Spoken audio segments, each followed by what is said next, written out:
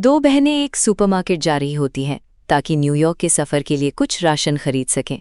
छोटी लड़की की नज़र कुछ चॉकलेट्स पर पड़ती है और वो अपनी बहन से पूछती है कि क्या वो इन्हें खरीद सकती हैं, मगर वो इनकार कर देती है और समझाती है कि ये बहुत महंगी हैं और उन्हें अपने पैसे न्यूयॉर्क पहुंचने तक बचा कर रखने चाहिए। फिर भी छोटी लड़की इस सफ़र को लेकर थोड़ी परेशान होती है। उसे डर होता है कि जिस आदमी से वो बचकर भाग रही हैं वो उन्हें ढूंढ लेगा। उसे फिक्र होती है कि अगर उसने ढूंढ लिया तो वो उन्हें दोबारा बेसमेंट में बंद कर देगा। उसी की बहन उसे तसल्ली देती है और यकीन दिलाती है कि ऐसा फिर कभी नहीं होगा। उसका दिल बहलाने के लिए वो उसे अपनी कलाई पर बना एक उड़ते हुए परिंदे का टैटू दिखाती है और वादा करती है कि वो अब कभी कैद नहीं होंगी। जब वो आइल में आगे बढ़ती है तो छोटी लड़की चुपके से चॉकलेट का डब्बा अपने बैग में डाल लेती है। ठीक उसी वक्त एक आदमी स्टोर में दाखिल होता है जो दो लड़कियों को ढूंढ रहा होता है। खौफजदा होकर छोटी लड़की अपनी बहन को ढूंढने के लिए लपकती है। वो आदमी बड़े सुकून से स्टोर में घूमता है और कहता है कि वो गुस्सा नहीं है और ये भी कहता है कि उनकी माँ के गुजरने के बाद से सब कितना मुश्किल रहा है। उसे वो टोकरी मिल जाती है जो वो इस्तेमाल कर रही होती हैं। मौका पाते ही लड़कियां स्टोर से बाहर निकलने की कोशिश करती हैं, मगर दरवाज़ा बचने लगता है क्योंकि मरिया ने चॉकलेट चुराई होती है। वो आदमी उनके पीछे भागता है जबकि उसका एक साथी गाड़ी से उनका रास्ता रोक लेता है। बड़ी बहन गन निकाल लेती है, मगर वो आदमी बिल्कुल नहीं डरता और सवाल करता है कि क्या वो अपने सगे बाप पर गोली चलाने के लिए तैयार है। बिना एक पल हिचकिचाए वो ट्रिगर दबा देती है। वो आदमी गिर जाता है मगर फिर भी मरिया की टांग पकड़े रखता है। पुलिस आ जाती है और एक बहुत दुख भरे लम्हे में इज़ाबेल वहाँ से भागने का फैसला करती है और अपनी बहन को पीछे छोड़ देती है। न्यूयॉर्क सिटी में 10 साल बाद बड़ी बहन एक बिल्डिंग में पहुंचती है और बेल बजाती है। उसी की नज़र जहन्नुम और शैतान की बनी तस्वीरों पर जमी होती है। लिली नाम की एक औरत दरवाज़ा खोलती है। वो कहती है कि उसका नाम इज़ाबेला है और वो नई मेड है। उसका आईडी चेक करने के बाद वो औरत उसे अंदर आने देती है। अपने पीछे इज़ाबेल देखती है कि दरवाजे पर बड़े बड़े लॉक्स लगे हुए हैं। उसका हैरान चेहरा देखकर वो औरत साफ करती है कि ये बिल्डिंग काफ़ी पुरानी है और हिफाजत के लिए ऐसे मजबूत इंतजामात ज़रूरी हैं। वो इज़ाबेल का मिलाप शारन से करवाती है जो एक कॉस्मेटिक कंपनी की मालिक है। उसे भीगा हुआ देखकर शारन बड़े प्यार से इज़ाबेल को एक कोट देती है और उसकी आंख की चोट के बारे में पूछती है। इज़ाबेल एक झूठी कहानी करती है कि वो शावर में फिसल गई थी। शारन को थोड़ा शक होता है। चलते हुए इज़ाबेल देखती है कि सारी मेड्स बड़े ध्यान से काम कर रही हैं। लिली एक कमरे में जाती है एक मेड से बात करने जो खाना खा रही होती है। एक बच्चा उसे पिगी कहता है। लिली बाहर आती है और बच्चे को कहती है कि ये अच्छी बात नहीं है। वो पूछती है कि ये सब क्या है। वो जवाब देती है कि ये एक छोटी सी रिवायत है, आज रात एक मेड को इनाम दिया जाएगा। वो औरत बताती है कि ये जगह उन औरतों की मदद करती है जो तकलीफ में होती हैं और अब यहाँ काम करके अपनी ज़िंदगी दोबारा शुरू कर रही हैं। आखिरकार वो इज़ाबेल के कमरे में पहुँचती हैं, मगर अचानक एक आदमी निकलता है। पता चलता है कि वो पुरानी औरत का शौहर रे है। वो हल्की आवाज़ में उसे वार्निंग देती है कि नई मेड से दूर रहे और उसे फ़ौरन वहाँ से भेज देती है। वो अंदर जाती हैं और वो इज़ाबेल को मशवरा देती हैं कि रात को आराम करें और सुबह से अपना काम शुरू करें। इज़ाबेल अपना सामान खोलती है और शावर लेने जाती है। गर्म पानी की भाप से अचानक शीशे पर एक खौफनाक वार्निंग लिखी हुई नज़र आती है कि वो तुम्हें मार देंगे, मगर इज़ाबेल की नज़र नहीं पड़ती क्योंकि वो फ़ौरन गायब हो जाती है। उसका ध्यान एयर डक्ट की तरफ जाता है। कोई चीज़ उसकी तवज्जो खींचती है। करीब से देखने पर उसे दो आंखें नजर आती हैं जो उसे देख रही होती हैं, जिससे वो डर के मारे पीछे हट जाती है। फिर उसे अपने दरवाजे के बाहर एक औरत के हंसने की आवाज़ आती है, मगर जब वो चेक करती है तो वहाँ कोई नहीं होता। तभी कॉरिडोर की लाइट्स एक एक करके बंद होने लगती हैं जब तक कि हर तरफ अंधेरा नहीं हो जाता। एक पल बाद जब लाइट्स दोबारा जलती हैं तो कॉरिडोर के आखिर में एक साया खड़ा होता है जो सीधा इज़ाबेल को घूर रहा होता है। परेशानी में वो अपने कमरे में वापस भागती है, दरवाज़ा लॉक करती है और एक कुर्सी लगाकर रास्ता रोक देती है। अपने बिस्तर पर बैठकर वो एयर डक्ट को घूरती रहती है और घबराहट में अपने लाइटर से खेलती है। उस रात देर गए कोई इज़ाबेल का दरवाज़ा खोलने की कोशिश करता है, मगर जो कुर्सी उसने लगाई होती है वो उसे अंदर आने से रोक देती है। फिर कोई उसे एयर वेंट से देखता है। वो शख्स फ्रिज के पीछे बने एक खुफिया रास्ते से उसके कमरे में दाखिल हो जाता है। उसके बिस्तर की तरफ एक आदमी उसके पाँव चाटना शुरू कर देता है। पता चलता है कि इस आदमी का चेहरा सुअर जैसा है। वो पिग फेस्ड बंदा उसके ऊपर रालें टपकाता है, जिससे इज़ाबेल की आंख खुल जाती है, मगर जब वो आसपास देखती है तो कमरा खाली होता है। अपने चेहरे पर राल महसूस करके वो बिस्तर के नीचे झांकती है, मगर वहाँ कोई नहीं होता। जैसे ही वो खड़ी होती है, वो पिग फेस्ड आदमी पीछे से उस पर हमला कर देता है। एक जबरदस्त लड़ाई शुरू होती है। वो आदमी इज़ाबेल पर क्लोरोफॉर्म इस्तेमाल करता है, मगर वो मुकाबला करती है और उसे मारकर बेहोश कर देती है। मगर उसे फौरन एहसास होता है कि खेल खत्म नहीं हुआ, क्योंकि और लोग एयर डक्ट के जरिए कमरे में दाखिल होने की कोशिश कर रहे होते हैं। क्लोरोफॉर्म की वजह से चक्कर खाते हुए वो नाइट लैम्प की तरफ रेंगती है। जैसे ही वो होश खोती है, 2 और पिग फेस्ड अजनबी कमरे में दाखिल होते हैं। पता चलता है कि उन नकाबपोशों में से एक शैरन है और दूसरा केविन है। जिस आदमी को इज़ाबेल ने बेहोश किया था वो बॉब होता है। गुस्से में केविन लाइट ऑन करता है और दरवाज़ा खोलकर 2 और नकाबपोशों को अंदर आने देता है। उसी वक्त इज़ाबेल की आंख खुलती है जब शैरन उसे टांगों से खींच रही होती है। तेजी से दिमाग चलाते हुए इज़ाबेल एक बिजली की तार को काट लेती है, जिससे शैरन को झटका लगता है और वो आज़ाद हो जाती है। वो भागकर क्लोजेट में छुप जाती है। केविन और बाकी सब क्लोजेट को घेर लेते हैं। शैरन और बॉब होश में आकर दोबारा लड़ने के लिए तैयार होते हैं। जब वो दरवाज़ा खोलता है तो वो इज़ाबेल को अंदर बैठा हुआ पाता है। एक चालाकी भरी मुस्कुराहट के साथ इज़ाबेल हाथ चलाकर केविन की गर्दन उड़ा देती है। वो कमरे में रखे ढेर सारे हथियार निकालती है और उन नकाबपोश अजनबियों में से एक को गोली मार देती है। शैरन फुर्ती से शॉटगन को लात मारकर दूर कर देती है। एशिया अब उन तीनों का मुकाबला करने के लिए एक बड़ा छुरा उठा लेती है। एक बंदा शॉटगन झपटने की कोशिश करता है, मगर वो उसे वहीं ढेर कर देती है। अब वो 2 लोगों से लड़ रही होती है। वो बिस्तर के नीचे छुप जाती है और गद्दे का इस्तेमाल करके उन्हें दबा देती है। फिर बार बार बॉब पर वार करके उसे जख्मी कर देती है। शैरन को शॉटगन मिल जाती है और वो गोली चलाती है, मगर एशिया किसी तरह गोलियों से बच निकलती है। अब गन में गोलियां खत्म हो जाती हैं। ये लड़ाई अब हाथोपाई तक पहुंच जाती है। बॉब एक चाकू फेंकता है, मगर वो गलती से शैरन को जा लगता है। एशिया अपने मुकाबिल बंदे को खत्म कर देती है। बॉब, जो मौत के करीब होता है, किसी तरह घसीट कर कमरे से बाहर निकलता है। एशिया फौरन अपने स्वेट पैंट्स पहनती है और उसका पीछा करती है। वो उसे पकड़कर दबोच लेती है, जबकि वो बूढ़ी औरत ये सब देख रही होती है और एशिया की बहादुरी पर तालियां बजाती है। अब उसे यकीन हो जाता है कि एशिया ने मेड होने के बारे में झूठ बोला था। बिना एक पल रुके एशिया बॉब का काम तमाम कर देती है। बूढ़ी औरत उसकी तरफ मुड़ती है और सख्ती से पूछती है, तुम कौन हो? तब एशिया की असली पहचान सामने आती है कि वो एशिया रीव्स है। 10 साल पहले जब एशिया पुलिस से भाग रही थी, वो एतराफ़ करती है कि उसकी जिंदगी की सबसे बड़ी गलती अपनी छोटी बहन को छोड़ना था। उसका बाप बच गया था, मगर एशिया पकड़ी गई और उसे 9 साल और 11 महीने की जेल हुई, जहां उसने इतनी बेरहमी से लड़ना सीखा। एशिया अपनी बहन की तलाश जारी रखती है। एक आदमी उसे बताता है कि उसकी बहन को आखिरी बार उसी बिल्डिंग में देखा गया था जहां उसने अभी उन नकाबपोशों को मारा है। वो ये भी बताता है कि उस बिल्डिंग को एक नई मेट की जरूरत है। जेल से निकलने के बाद वो असली इज़ाबेल की पहचान चुरा लेती है। कॉरिडोर में वापस एशिया अपनी बहन से मिलने का मुतालबा करती है और कहती है कि अगर वो उसे हवाले कर दें तो वो किसी को नुकसान नहीं पहुंचाएगी। मगर लिली बड़े सुकून से कहती है कि पहले उसे अपने इस अनोखे खानदान का ख्याल रखना होगा। अचानक जिन लोगों को एशिया ने मारा था वो उसके कमरे से ऐसे निकलने लगते हैं जैसे कुछ हुआ ही ना हो। यहाँ तक कि वो बंदा जिसकी गर्दन कट गई थी वो अपना सर दोबारा जोड़ लेता है और वो सब अपने कटे हुए अंग वापस लगाने लगते हैं। एक मेड बाहर आकर एशिया पर हमला करती है। परेशानी में एशिया उसे चाकू मार देती है और अपने कमरे की तरफ लपकती है। वहाँ बच्चा अपनी माँ के बारे में पूछने के लिए चिल्लाता है।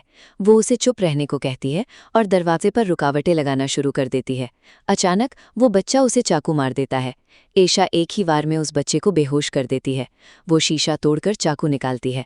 बाहर लिली उससे छुरा लेती है और उसे खून साफ करने को कहती है। होश में आने के बाद एशिया फ्रिज को हटाती है, मगर वहाँ कोई खुफिया रास्ता नहीं होता। वो खिड़की तोड़ने और एयर डक्ट को खोलने की कोशिश भी करती है, मगर सब बेकार जाता है। वो लोग दरवाज़ा पीटने लगते हैं। जब कोई रास्ता नहीं बचता तो आखिरकार उसे कलीन के नीचे एक छुपा हुआ चोर दरवाज़ा मिल जाता है। एशिया उस खुफिया रास्ते में कूद जाती है। वो बड़े ध्यान से उस तंग रास्ते से रेंगते हुए जाती है। बॉब, जो पहले से उसकी चाल समझ गया होता है, उसी टनल में होता है, मगर एशिया उसकी आहट सुन लेती है और ऊपर चढ़कर उसकी नज़रों से छुप जाती है। थकी हारी वो कुछ देर के लिए ढेर हो जाती है, मगर अपने टैटू पर नज़र पड़ते ही उसे दोबारा ताकत मिलती है और वो आगे बढ़ती है। वो एक तंग रास्ते पर पहुंचती है जहां उसे पास ही कुछ अजनबियों के बात करने की आवाज़ आती है। अचानक लिली वो खुफिया दरवाज़ा खोलती है और उसे हैरान कर देती है। वो दरवाज़ा वापस बंद कर देती है। वो छुरे का इस्तेमाल करते हैं और एशिया बचने के लिए भागती है, मगर उसके हाथ पर चोट लग जाती है। वो वहां दाखिल होते हैं और एशिया अपना हाथ काटकर खुद को आज़ाद करवा लेती है। फिर वो भागती है, जबकि शैरन उस पर गोली चलाती है, मगर निशाना चूक जाता है। बूढ़ी औरत चिल्लाती है कि उन्हें एशिया जिंदा चाहिए। वो अंडरग्राउंड टनल्स में एशिया का पीछा करते हैं। शैरन पीछे से भागते हुए करीब आती है और हमला करती है, मगर एशिया उसे एक कील से मार देती है। उसे दोबारा कत्ल करके अपनी शॉटगन वापस ले लेती है। एशिया आगे रेंगना शुरू करती है, मगर शैरन दोबारा जिंदा होकर उसे पकड़ लेती है। इस बार एशिया उसका सर गोली से उड़ा देती है। फिर भी ये काफ़ी नहीं होता। शैरन का बिना सर वाला जिस्म फिर भी हरकत करता रहता है। कुछ नज़र न आने की वजह से वो जिस्म गलत तरफ मुड़ जाता है और एशिया सुकून का सांस लेती है। उसी वक्त बूढ़ी औरत का शौहर सामने आता है और एशिया को पकड़कर केविन से बचा लेता है। जब रास्ता साफ होता है तो वो बाहर आते हैं। रे उससे पूछता है कि क्या उसने शीशे पर उसका मैसेज देखा था जो एशिया से रह गया था। फिर वो बताता है कि ये बिल्डिंग 100 साल से ज़्यादा पुरानी है और शैतान के मंदिर के तौर पर काम करती है। इन नकाबपोश लोगों ने शैतान से एक सौदा किया था, जहां वो इंसानी कुर्बानी के बदले हमेशा की जिंदगी पाते हैं। वो ये भी बताता है कि वहाँ एक नामों की फहरिस्त है और अगर उस पर तुम्हारा नाम लिखा है तो तुम कभी नहीं मरोगे। इसी तरह यहाँ कोई नहीं मरता। कभी कभार वो नए लोगों को सिर्फ इसलिए भर्ती करते हैं ताकि उनकी कुर्बानी दी जा सके, जैसा उनका प्लान एशिया के साथ था। इसी दौरान शारन की आंख उसके टूटे हुए सर से निकलकर बाहर आती है और एशिया और उसके मददगार का पीछा शुरू कर देती है। वो ऊपर चढ़कर पहली मंजिल की तरफ जाते हैं और वो आंख उनके पीछे होती है। एक जगह एशिया एयर डक्ट से झांकती है और बहुत से लोगों को अजीबो-गरीब हरकतें करते देखती है। वो आदमी सुकून से बताता है कि अमर होने की वजह से लोग बोर हो जाते हैं, इसलिए ये लव मेकिंग फ्लोर है। आखिरकार वो एक कमरे में दाखिल होते हैं। एशिया को अपनी मुद्दत से बिछड़ी बहन मरिया मिल जाती है। एशिया सदमे में होती है और समझाने की कोशिश करती है कि वो उसे बचाने आई है, मगर मरिया बताती है कि वो अब इस जगह का हिस्सा बन चुकी है। मरिया की कहानी सुनते हैं। फ्लैशबैक में हम देखते हैं उस रात को जब मरिया को अकेला छोड़ दिया गया था। हम उसे एक गुलामी की तरह काम करते देखते हैं। उसका मालिक उसके पास आता है और इल्ज़ाम लगाता है कि वो उसकी शुक्रगुजार नहीं है। वो इशारों में कहता है कि अगर वो सच में शुक्रगुजार होती तो सिर्फ बातों से नहीं बल्कि कुछ करके दिखाती। बाद में मरिया को उसी बिल्डिंग का एक नौकरी का इश्तिहार मिलता है। वहां पहुंचने पर पिग फेस कल्ट के लोग उसका इस्तकबाल करते हैं। लिली उसे बताती है कि वो बहुत खुशकिस्मत है क्योंकि हाल ही में उन्होंने अपनी एक मेट को चोरी करते पकड़ा है और अब उस मेट की कुर्बानी दी जाएगी। लिली मरिया को उस मेट की जगह नौकरी दे देती है। मौजूदा वक्त में एशिया अभी भी अपनी बहन की दास्तान हजम कर रही होती है। जब वो आंख उनके मिलाप को देख रही होती है, मरिया बिल्डिंग छोड़ने से इनकार कर देती है और कहती है कि वो यहाँ महफूज महसूस करती है। अपनी बहन से नाराज़ होकर वो कहती है कि अब उसे उसकी ज़रूरत नहीं है। कुछ ही देर में उनकी बहस एक गर्म मुकाबले में बदल जाती है और एशिया मरिया को एक मुक्का मारकर बेहोश कर देती है। एशिया रे से बाहर निकलने का रास्ता पूछती है। वो उसे फायर एस्केप की सीढ़ी के बारे में बताता है जो उन्हें बिल्डिंग से निकलने में मदद कर सकती है। एक मकड़ी उस आंख पर रेंग रही होती है और वो छत से गिर जाती है। एशिया उसे पकड़कर अपने हाथ में मसल देती है। इसी दौरान केविन को शारन का बिना सर वाला जिस्म मिलता है और वो एशिया के ठिकाने के बारे में पूछता है। शारन अजीब इशारों से बात करने की कोशिश करती है। केविन समझ जाता है कि वो उस कमरे में है। दो साथी केविन का पैगाम पाकर कमरे में दाखिल होते हैं। एशिया उन्हें गोली मारकर गिरा देती है। अपनी बहन को उठाए हुए वो कॉरिडोर से भागते हैं और रे मदद करता है। वो फायर एस्केप खोलता है और दूसरों को रोकने की कोशिश करता है, मगर केविन उसे मुक्का मारकर रास्ता बनाता है। एशिया बामुश्किल केविन से बच निकलती है। केविन रे को वार्निंग देता है कि उसे इस गद्दारी का अंजाम भुगतना होगा। एशिया एक इमरजेंसी लिफ्ट के जरिए बाहर निकलती है और एक छोटी किचन में दाखिल होती है, मगर उसे किसी के आने की आवाज़ आती है। वो बॉब होता है। वो फौरन मरिया के साथ एक मेज़ के नीचे छुप जाती है। बॉब को एशिया की शॉटगन मिल जाती है। मरिया की आंख खुलती है, मगर एशिया उसे खामोश कर देती है। जैसे ही उसे लगता है कि खतरा टल गया है, बॉब अचानक उसे पकड़कर बाहर खींच लेता है। वो उसे नीचे गिराकर मुसलसल मारना शुरू कर देता है, मगर मरिया एक कुल्हाड़ी से बॉब का सर फोड़ देती है और अपनी बहन की जान बचा लेती है। एशिया बेहोश हो जाती है। एक और कमरे में हम लिली और उसके शौहर की पुरानी तस्वीरें देखते हैं जो कई दहाइयों पुरानी हैं।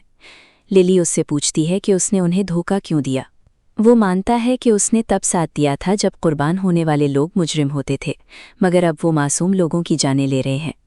लिली कहती है कि उसने कभी दुनिया पर भरोसा नहीं किया और अपने पुराने दिनों को याद करती है जब वो कमज़ोर थे, मगर अब उनके पास सब कुछ है।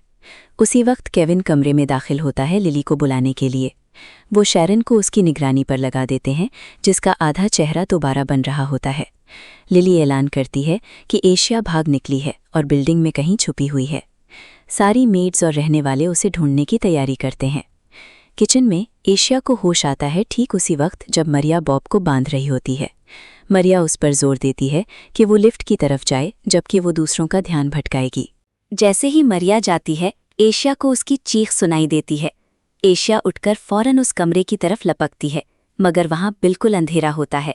अचानक एक साया उस पर झपट्टा मारता है और कोई उसकी शॉटगन छीन लेता है। उस पर हर तरफ से हमला होता है और वो बमुश्किल उस कमरे से जान बचाकर निकलती है। एशिया कुछ शराब उठाती है और अपनी कुल्हाड़ी को आग लगा लेती है। वो देखती है कि उन काले सायों ने उसकी बहन को पकड़ लिया है। वो जलती हुई कुल्हाड़ी लेकर दोबारा अंदर घुसती है। रोशनी होने की वजह से वो अब ढंग से देख पाती है और बड़े गुस्से में मुकाबला करती है। एक एक करके उन्हें ढेर कर देती है। आखिर में एक शख्स उस पर बन तान लेता है, मगर एशिया मेज़ का सहारा लेकर गोली से बचती है और आगे कूदकर हमला करने वाले के 2 टुकड़े कर देती है। वो एक लाश का नकाब उतारती है। वो आदमी अपनी जान की भीख मांगते हुए कहता है कि वो सिर्फ जिंदा रहने की कोशिश कर रहे थे, मगर इससे पहले कि वो बात पूरी करे, मरिया उसे गोली मार देती है। दोनों बहनें गले लगकर दोबारा मिल जाती हैं। मरिया कहती है कि उसे एशिया को छोड़ देना चाहिए था, मगर एशिया कहती है कि अब कभी नहीं। सब लोग वापस आ रहे होते हैं, इसलिए वो लिफ्ट की तरफ भागती हैं। इसी दौरान लिली और केविन वहां पहुंचकर नुकसान का जायजा लेते हैं और पूरा कमरा जख्मी लोगों से भरा होता है। लिफ्ट की शाफ्ट के अंदर मरिया एशिया के जख्मी हाथ पर पट्टी बांधती है। वो बताती है कि उनके बाप का 2 साल पहले कैंसर से इंतकाल हो गया था। दोनों बहनें गुजरे हुए कल की हर बात के लिए एक दूसरे से माफ़ी मांगती हैं। लिली बाकी लोगों के साथ तलाश जारी रखती है और लिफ्ट के दरवाजे पर खून के निशान देखकर समझ जाती है कि एशिया कहाँ है। जब बहनें ऊपर जा रही होती हैं तो बॉब अचानक दोबारा सामने आ जाता है। एशिया गोली चलाती है, मगर निशाना चूक जाता है। जब वो गन रीलोड कर रही होती है तो उसके हाथ से गोलियां गिर जाती हैं, मगर मरिया सही वक्त पर उन्हें पकड़ लेती है। एशिया दोबारा रीलोड करके गोली चलाती है, मगर इस बार गन जैम हो जाती है। वो शॉटगन बॉब की तरफ फेंक कर मारती है, मगर वो उसे मुश्किल से ही रोक पाती है। वो ऊपर चढ़ना जारी रखती हैं, जब तक कि एक दरवाजे से एक आदमी उन पर हमला नहीं कर देता। वो उसे नीचे गिरा देती हैं, जो गिरते हुए बॉब का रास्ता रोकता है और बॉब कुचला जाता है। बहनें एक खुले दरवाजे से अंदर कदम रखती हैं, मगर वहाँ लिली और उसका पूरा गैंग इंतजार कर रहा होता है। एशिया धमकी देती है कि वो नीचे कूदकर अपनी जान दे देगी, जिससे उन्हें उनकी कुर्बानी नहीं मिलेगी। वो मुतालबा करती है कि लिली मरिया को जाने दे, मगर लिली बड़े सुकून से सच्चाई सामने लाती है। मरिया यहाँ अपनी मर्जी के खिलाफ नहीं है। उसने शैतान से सौदा किया था और वो एक कुर्बानी लाने पर राजी हुई थी। हम फ्लैशबैक में देखते हैं कि जब मरिया पहली बार यहाँ आई थी तो जिंदा रहने के लिए उसे एक फ़ैसला करना था, या तो वो खुद कुर्बानी बन जाए या किसी और को पेश करे। उसने इज़ाबेल को चुना था, मगर किस्मत ने एशिया को वहाँ पहुँचा दिया, और अब अगर मरिया कुर्बानी नहीं देती तो उसका खेल ख़त्म है। एशिया ये सुनकर टूट जाती है। केविन उसे पकड़ने की कोशिश करता है, मगर वो मुकाबला करती है और उसका पाँव फिसल जाता है और वो लिफ्ट के शाफ्ट में नीचे गिरने लगती है। गिरते हुए उसकी आंख से एक आंसू निकलता है, मगर वो ज़मीन से नहीं टकराती। बॉब उसे पकड़कर ऊपर खींच लेता है। लिली फौरन एशिया के पेट में चाकू घोंप देती है और उसे रिचुअल के लिए ले जाती है। वो रे को भी सज़ा के लिए ले जाते हैं। सिर्फ कुछ ही लोग कमरे में दाखिल होते हैं। रिचुअल रूम के अंदर हर तरफ उल्टे क्रॉसेस लगे होते हैं। बीच में एक डंडे पर सुअर का सर लगा होता है। लिली एशिया का खून लेकर उसे सुअर की नाक के नीचे रखती है। शैतान सायों से निकलकर बाहर आता है और सुअर के सर में दाखिल हो जाता है। सुअर का सर जिंदा हो जाता है और बोलने लगता है। केविन शैतान को बताता है कि मरिया और रे ने उन्हें धोखा दिया है। लिली अपने शौहर का बचाव करने की कोशिश करती है कि वो सिर्फ जज्बाती हो गया था, मगर शैतान मुतासिर नहीं होता और फहरिस्त से रे का नाम मिटा देता है, जिससे उसकी इमॉर्टैलिटी ख़त्म हो जाती है। शैतान लिली को एक फ़ैसला देता है, या तो अपने शौहर को मारो या खुद मरो। लिली दुख में होने के बावजूद वफादारी दिखाती है और रे का गला काट देती है। केविन और बॉब उसकी लाश को ठिकाने लगाते हैं। अब सारी तवज्जो मरिया की तरफ मुड़ती है। वो माफ़ी मांगती है। शैतान उसे हुक्म देता है कि अपनी वफादारी साबित करने के लिए एशिया को कत्ल करे। एशिया उससे मिन्नत करती है, मगर मरिया अपना फ़ैसला कर चुकी है। वो चाकू उठाती है और फहरिस्त पर अपना नाम लिखती है। वो एशिया को कुर्बानी के लिए लिटाते हैं और एशिया धीरे से कहती है कि काश उनके पास थोड़ा और वक्त होता। अगले ही पल मरिया वो चाकू अपने आप को मार लेती है और गिर जाती है। बाकी लोग सदमे में एशिया को छोड़ देते हैं और वो अपनी बहन के पास गिर जाती है। वो उससे माफ़ी मांगती है, मगर मरिया उसे कहती है कि इन सबको ढेर कर दो, और मर जाती है। एक बंदा चेक करता है और कहता है कि वो मर चुकी हैं, मगर एशिया उसे लात मारती है और चाकू झपट लेती है। सुअर का सर कहता है कि एक जान के बदले एक मौत। मरिया ने सुअर की खाल पर एशिया का नाम लिख दिया होता है। एशिया अपना नाम वहाँ से काटकर अपनी पॉकेट में रख लेती है। उसके जख्म भरने लगते हैं क्योंकि मरिया की कुर्बानी ने उसे अमर बना दिया होता है। वो चाकू बॉब की तरफ फेंकती है और बाकी लोग हथियार उठाकर उस पर हमला करते हैं, मगर वो एक को जंजीरों में जकड़ लेती है। वो केविन को दीवार से लगाकर मार देती है और शैरन को दोबारा कत्ल कर देती है। लूसी बॉब से चाकू लेकर हमला करने दौड़ती है, मगर एशिया उसे ढेर कर देती है। बॉब उसे पकड़कर दीवार से लगाता है, मगर वो मुकाबला करके उसका सर एक पाइप के साथ थूक देती है। लिली अपने आका से मदद मांगती है और शैतान उसके सर से चिपक जाता है। एशिया चाकू उठाती है और शैतान उस पर हमला करता है।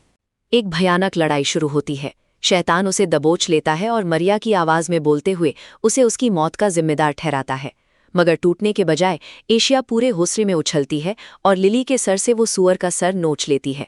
वो उसी सर का इस्तेमाल करके लिली को पीछे धक्का देती है और लिली की मौत हो जाती है। एशिया अपनी बहन को वापस चाहती है और शैतान कहता है कि वो कानून जानती है, एक जान के बदले एक मौत। मगर वो सुअर का सर जला देती है और फहरिस्त के सारे नाम जलने लगते हैं। सब लोग अपनी इमॉर्टैलिटी खोने लगते हैं और मौत के घाट उतर जाते हैं। वो जलता हुआ सर वहां मौजूद भीड़ की तरफ फेंकती है और धमाके के साथ लिफ्ट में गिर जाती है। सब लोग हैरत से देखते हैं जब एशिया अपनी बहन की लाश उठाए बाहर निकलती है। किसी की हिम्मत नहीं होती कि उसे रोके। बाहर वो अपने पुराने जानने वाले से मिलती है। जब वो पूछता है कि क्या हुआ, तो एशिया सिर्फ जवाब देती है, अमीर लोग। एशिया अपनी बहन को पिछली सीट पर रखती है और उसका साथी मरिया के लिए अफसोस जताता है, मगर एशिया उसे सुअर की बची हुई खाल पर उसका नाम दिखाती है।